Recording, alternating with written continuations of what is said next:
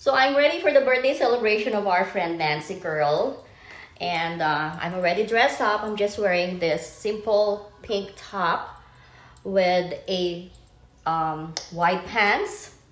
And since I actually don't really like wearing a sleeveless, I don't know, I'm just not comfortable wearing a sleeveless, especially when I'm going outside, when going with friends.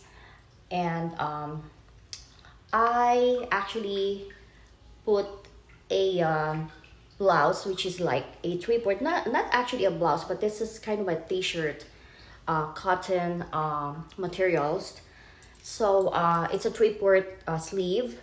So ayan po, nilagay ko siya para syempre kasi parang hindi talaga komportable yung lalabas kami nakatapos naka-sleeveless. It's just not me. Kung sa iba siguro okay, they feel comfortable. Well, gano'n naman kung saan tayo komportable, yun ang gawin natin, yun ang isuot po natin, di ba? Pero kasi sa akin, I don't know, kind of old school. Anyway, so ito pababa na akong nahagdan. At gusto ko lang ipakita sa inyo yung table settings. But I guess you already saw that yesterday. Yung pong table settings na inayos ko just for today's celebration. So, ito sana po ay magustuhan ninyo itong table setting na to. Sa mga nakapanood kagabi, thank you so much do sa video ko ng aking table settings.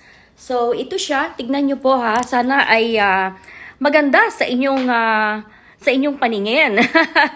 Ganon no? So, ayan. Very simple lang kasi actually for today, pupunta muna kami ng restaurant.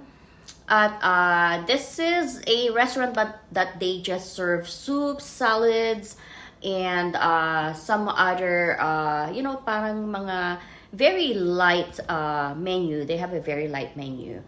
So, syempre, just wanna make sure na pagdating dito sa bahay, syempre, mag-e-enjoy, magkukwentuhan.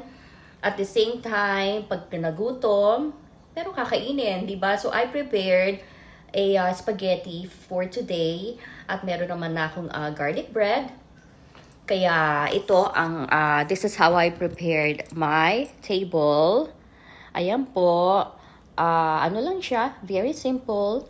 Charger plates at gumamit tayo ng pasta bowl. Ayan, at ayan ang ating wine. Kasi sanay kami na pag kami gatherings, kasama parating wine eh. Nag-e-enjoy with wine. At ito naman, ready na ang ating lalagyanan for our cake. Diyan natin ilalagay ang cake. I bought yung kanyang favorite na milk and berries. At ito na rin para sa ating coffee. Ayan. Ayan, para sa coffee natin. At meron din tayong konting dessert dito, which actually we bought yesterday at Portos. This is what they call dulce de leche. So this is really good. Kaya sana mag-enjoy kami today. Yun lang, na-share ko lang sa inyo. And I'm actually waiting for one of my friend, Norita. At si Dada naman, he will try to catch up later. Masyadong busy si Dada ngayon. So, actually, akala ko makakasama si Dada, but he needs to actually leave early to take care of some things. So, yun lang po. At see you guys later. At mag-iingat po kayo parati. Thank you for watching. And don't forget to subscribe to my YouTube channel. Have a good one. Bye.